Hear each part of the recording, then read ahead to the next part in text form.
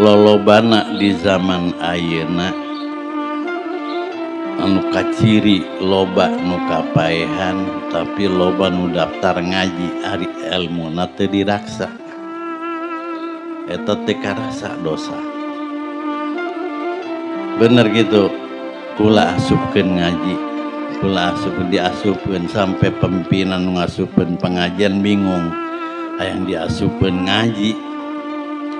hayang diasupkeun ngaji cak ustad teh nu narima tah kumahanya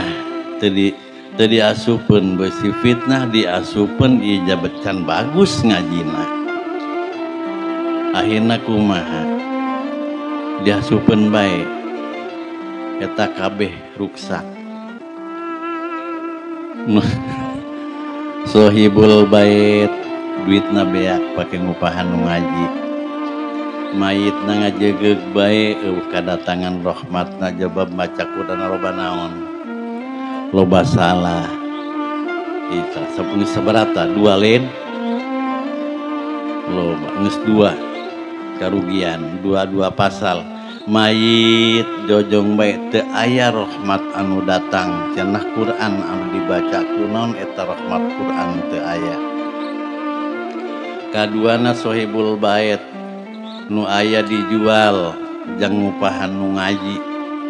atawa kamana be nyiar duit jang ngupahan nu ngaji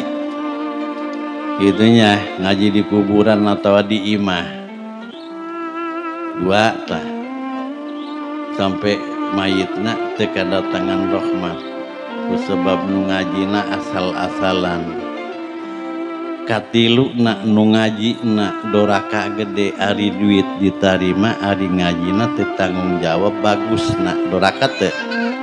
geus kabeh eueuh nu bener. Ta eta ngaranna disebutkeun fuqara anu yabiuna lain layabiuna yabiuna anu ngajual belikeun urusan akhirat tu masalah dunia